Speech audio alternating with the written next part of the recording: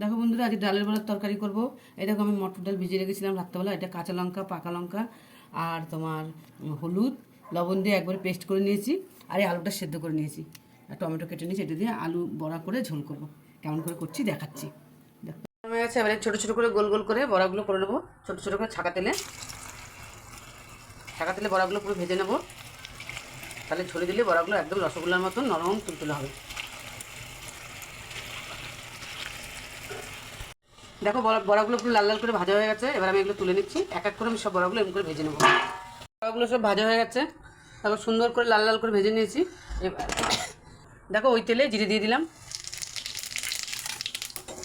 আর অল্প টমেটো কাটা, অল্প মিক্সিতে দিয়েছি, আর অল্প কেটে কেটে তেলে দিচ্ছি। আর দেবো যে মশলাটা, কাঁচা লঙ্কা, আদা আর একটু টমেটো। এবার দেবো হলুদ, দেবো জিরের গুঁড়ো, লঙ্কার গুঁড়ো আর লবণ। আর এটাকে ভালো করে কষিয়ে নেব। দেখো মশলাটা পুরো কষানো হয়ে গেছে, টমেটোগুলো পুরো গলে গেছে, আর মশলার থেকে দেখো সুন্দর দেখা যাচ্ছে, তেল ছেড়ে দিয়েছে। এবার আমি সেদ্ধ করা আলুটা দিয়ে দেবো, আর জল দিয়ে দেবো, কারণ আলুটা বেশি সেদ্ধ হয়ে গেছে তো। আমি যদি এখনই নাড়ি সব ভেঙে যাবে, জন্য জল দিয়ে দিলাম। এটা ফুটে উঠুক, তারপরে আমি বড়াগুলো সব দিয়ে দেবো। দেখো আলু ঝোলটা পুরো ফুটে উঠেছে। এবার আমি সব ভাজা বড়াগুলো দিয়ে দেবো।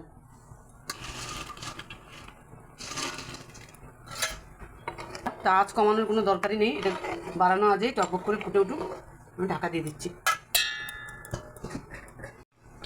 দেখো আমার তরকারি হয়ে গেছে। দেখো বড়াগুলো পুরো ঝুলে দিয়েছে, একদম ফুলে গেছে। দেখো তোমরা, একদম এই দেখো হয়ে গেছে, বড়ার ঝোল হয়ে গেছে। এবার আমি নামিয়ে নিচ্ছি। দেখো আমার বড় আলুর ঝোল হয়ে গেছে। দেখো দেখতে খুব সুন্দর লাগছে, গন্ধ খুব ভালো বেরিয়েছে, খেতেও খুব ভালো লাগবে। তোমরা এইভাবে করে দেখো, খুব ভালো হবে। আর এই ঝোলটা কিন্তু থাকবে না, বড়াতে টেনে নেবে। যতটা ঝোল মনে হচ্ছে ততটা ঝোল থাকবে না। এখন